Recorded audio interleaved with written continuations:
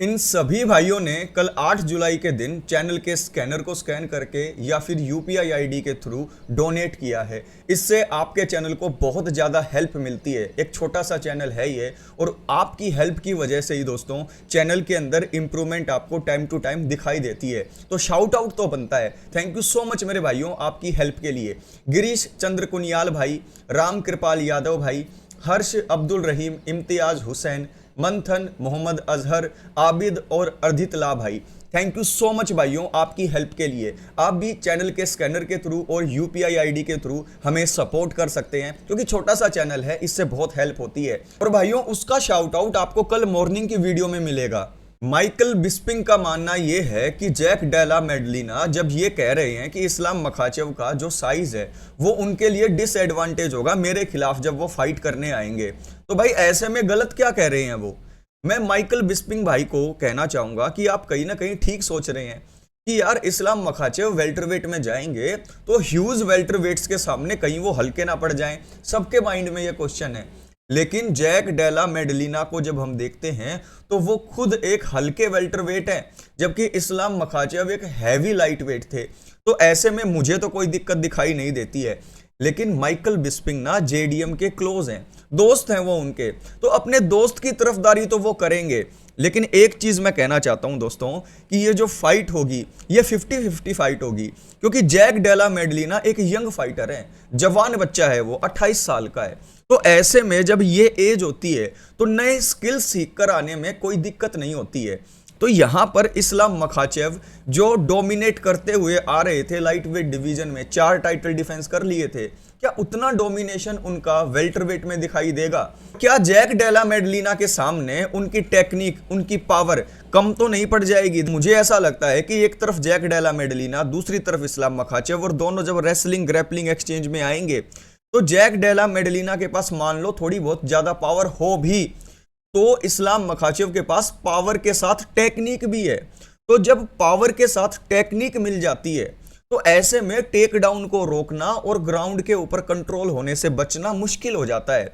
और इसी वजह से हबीब हुए, हमजत चिमायव हुए और इस्लाम मखाचेव हुए, इनकी रेसलिंग का तोड़ नहीं है। तो माइकल बिस्पिंग का ये सोचना कि वो हल्के पड़ जाएंगे, मैं ऐसा नहीं मानता हूं। 2025 में तगड़ी तगड़ी फाइट हो चुकी हैं। चेल सनन से पूछा गया कि आपकी फेवरेट फाइट कौन सी थी, तो उन्होंने कहा कि भाई देखो मेरी फेवरेट फाइट थी उमर और मेराब डवालिशविली वाली। देखो भाई मैं चेल सनन की इस बात से एग्री कर रहा हूं। यहां पर मेरी फेवरेट फाइट इस पूरे 2025 में यही रही है जहां पर मेराब डवालिशविली थे और उमर थे। भाई क्या फाइट थी वो, मजा आ गया था वो फाइट देखकर। जो उस फाइट के पीछे बैक स्टोरी थी ना यार, उसने और ज्यादा जो है एक्साइटमेंट उस फाइट के लिए बढ़ा दिया था। लेकिन तुम्हारे हिसाब से 2025 की बेस्ट फाइट कौन सी थी? मुझे यार निकोलस मोटा की फाइट देखने में भी मजा आया था भाई, एक नंबर की फाइट थी वो। आपके हिसाब से कौन सी फाइट सबसे जबरदस्त थी? पैडी पिमलेट जो है वो सोच रहे हैं कि भाई मैक्स होलोवे जो है ना वो मोटिवेटेड है, वो जीत सकते हैं डस्टिन पोरिये के खिलाफ।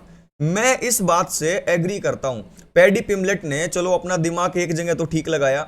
जो डस्टिन पोरिये है ना दोस्तों, वो रिटायरमेंट लेने की बात कर रहे हैं। अगर वो जीत गए तो वो अपनी बात से पलट जाएंगे, उनको फिर इलिया के साथ टाइटल शॉट चाहिए। मैं इस चीज को एक्सप्लेन कर चुका हूं कल की वीडियो में। कॉनर मैग्रेगर यूएफसी का सबसे बड़ा स्टार रहा है, उसके आसपास भी कोई नहीं है, इतनी बड़ी फैन फॉलोइंग है उसकी पूरी दुनिया में। लेकिन इलिया टोपुरिया उसको क्रॉस कर सकता है, उसको पार कर सकता है। अभी थोड़ा टाइम रुकिए, 3 से 4 साल के बाद एक ऐसा मोमेंट आएगा कि हर जगह पर इलिया इलिया होगी, यानी कि इलिया टोपुरिया हर जगह पर इतने फेमस हो जाएंगे, इतना बड़ा नाम उनका हो जाएगा कि मैग्रेगर पीछे रह जाएंगे। ऐसा कह रहे हैं चेल सनन। लेकिन यूएफसी ऐसा नहीं होने देना चाहता। उनके हिसाब से इलिया से बेल्ट लेनी नहीं चाहिए थी फेदरवेट की। और जब मैक्स होलोवे के साथ उनकी फाइट हुई तो उनको बीएमएफ की बेल्ट दे देनी चाहिए थी। चेल सनन के हिसाब से इलिया टोपुरिया के पास वो सारे स्किल तो हैं ही जो उनको कॉर्नर से बड़ा स्टार बना सकते हैं, बल्कि वो इन चीजों को डिजर्व भी करते हैं। लेकिन यूएफसी वाले उनको होल्ड बैक कर रहे हैं, उनको इतना बड़ा चैंपियन, इतना बड़ा स्टार बनने नहीं दे रहे हैं। तो क्या आपके हिसाब से चेल सनन ये ठीक कह रहे हैं? कि यूएफसी वाले इतना बड़ा स्टार इलिया टोपुरिया को बनने नहीं देना चाह रहे जितना बड़ा स्टार कॉनर मैग्रेगर था। और क्या इलिया मैग्रेगर से बड़े स्टार बन भी सकते हैं? कमेंट करके मुझे जरूर बताइएगा। एंड्रू टेट फाइट करना चाहते हैं। अब इस गंजे को कोई समझाए कि अगर ये यूएफसी के अंदर आए तो इनकी रैली निकल जाएगी। एंड्रू टेट फाइट करना चाहते हैं। अब इस गंजे को कोई समझाए कि अगर ये यूएफसी के अंदर आए तो इनकी रैली निकल जाएगी। इन्होंने फोन किया डेना वाइट को कि डेना अंकल मैं फाइट करना चाहता हूं। कहां पर आपको पता है? यूएफसी व्हाइट हाउस के जो फाइट कार्ड होगा उसके अंदर। इस एंड्रू टेट की रैली निकाल देगी लोरा सेंको भी। मैं गलत कह रहा हूं तो बता दो। अब कई लोग बोलेंगे नहीं भाई, एंड्रू टेट ना बहुत तगड़ा बॉक्सर है, उसकी आपने फाइट नहीं देखी है, स्ट्राइकिंग अच्छी है उसकी, बैंगन अच्छा है उसका। डीसी ने कहा कि मारिसियो रूफी ने जो बॉबी ग्रीन को नॉकआउट किया था वो सबसे बेस्ट नॉकआउट था 2025 का। और जो इलिया ने नॉकआउट किया था चार्ल्स ओलिवेरा को वो भी बढ़िया था यूएफसी 317 में। लेकिन मारिसियो रूफी का जो यूएफसी 313 का नॉकआउट था वो सबसे खतरनाक था। भाई मैं ऐसा मानता हूं कि क्वालिटी ऑफ अपोनेंट भी देखा जाता है, लेकिन सिर्फ देखने की बात की जाए कि देखने के अंदर कौन सा जो है नॉकआउट सबसे अच्छा लग रहा था तो वो रूफी का ही लग रहा था। आपके हिसाब से कौन सा नॉकआउट 2025 का सबसे तगड़ा लगा आपको देखने में? एक तो फाइट वाला भी बताना है कि कौन सी फाइट आपको सबसे तगड़ी लगी। मुझे लगी उमर की और मेराब की। और अगर नॉकआउट की बात करें तो इससे भी मैं एग्री करता हूं, मारिसियो रूफी का नॉकआउट बहुत तगड़ा था। शोनो मेली अपने उसी अवतार में आ गए हैं जिस अवतार में वो मेराब डवालिशविली से फाइट करने से पहले थे। यानी कि दोबारा से अब वो सोशल मीडिया पर आएंगे, दोबारा से जो है ट्वीट करेंगे, दोबारा से वो लाइव स्ट्रीमिंग करेंगे। उन्होंने कहा है कि मैंने क्या कर लिया यार, ये सारी चीजें छोड़ दी थी मैंने, उसके बाद भी मेहराब के सामने मेरी रैली निकल गई। उनके हिसाब से ये चीजें छोड़ने का उनको कोई फायदा नहीं हुआ। तो एक तरफ मैं एक के बाद एक फाइट हार रहा हूं और ये सारी चीजें छोड़कर मजा भी नहीं ले रहा हूं, तो कम से कम मजा तो ले लूं यार। तो मैं आजकल शोनो मेली की वीडियोस देख रहा हूं। ये बंदा आज के टाइम पर बिल्कुल भी डिल्यूजनल नहीं है। इसीलिए शोनो मेली को मैं कहना चाहता हूं कि भाई आप मजे करो, आई सपोर्ट यू यार। आप अपने गेम को थोड़ा सा रेसलिंग साइड इंप्रूव करके दिखाओ, उससे आप एक कंप्लीट फाइटर हो जाओगे। नहीं तो आपकी ऐसी ही रैली निकलेगी, आप जानते हो ना भाई।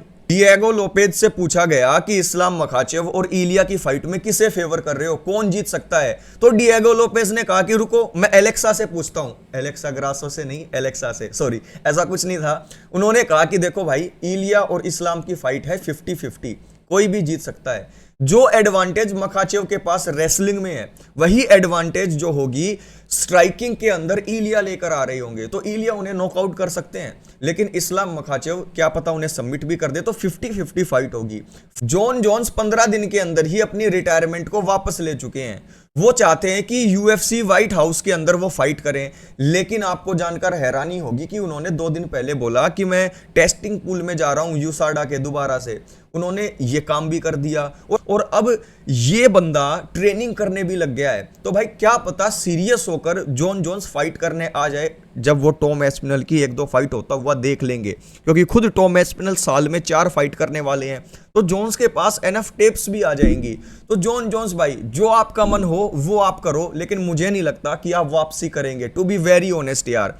जब डैनियल कॉर्मियर से पूछा गया कि हाइपोथेटिकल फाइट टॉम एस्पिनल और जोन्स की होगी तो आप किसे जो है फेवर करोगे, तो उसने कहा कि भाई लोग कुछ भी कहें, मैं कुछ भी कहता रहूं जॉन जोन्स के बारे में, लेकिन उस फाइट के अंदर जीतने तो जॉन जोन्स वाले हैं। मैं जॉन जोन्स के लिए रूटिंग करूंगा। तो भाई मैं डीसी से पूछना चाहता हूं, आपको भी पता है कि एस्पिनल और जोन्स की फाइट हो जाए तो वहां पर जोन्स जीतेंगे, और मान लो आप फाइट से पहले फेवर करने लग जाओ एस्पिनल को, तो उसके बाद जॉन जोन्स आपकी रैली नहीं निकालेंगे। आपको सारे सिनेरियोस पता है, इसलिए डीसी का ये कहना कि मैं तो जॉन जोन्स को ही फेवर करूंगा, उसी को ही चूज करूंगा, इसमें कुछ नया नहीं है। Everybody will choose John Jones. क्या आपको लगता है कि टॉम एस्पिनल जॉन जोन्स को हरा सकते हैं? मुझे नहीं लगता है ऐसा। ब्रेंडन रॉयवाल की जबरदस्त फाइट जोशुआ वान के साथ हुई थी। हमारा मन था कि भाई ब्रेंडन रॉयवाल की एक और फाइट हमें देखनी है जल्दी से जल्दी। उनको नई फाइट मिल गई है, किसके साथ? ब्रेंडन मोरेनो के खिलाफ। ब्रेंडन मोरेनो और ब्रेंडन रॉयवाल फाइट करेंगे यूएफसी नोचे में, जो कि सितंबर में होने वाला है। तो एक जबरदस्त फाइट हमें देखने को मिलेगी। ब्रेंडन रॉयवाल, ब्रेंडन मोरेनो, ये पहले भी आपस में फाइट कर चुके हैं, लेकिन दोबारा से मैं इस फाइट को देखना चाहता हूं। दोबारा से आप इस चैनल की वीडियोस को भी देखना चाहेंगे तो आज की ये वीडियो कैसी लगी ये जरूर बताकर चैनल को सब्सक्राइब जरूर कर लेना है।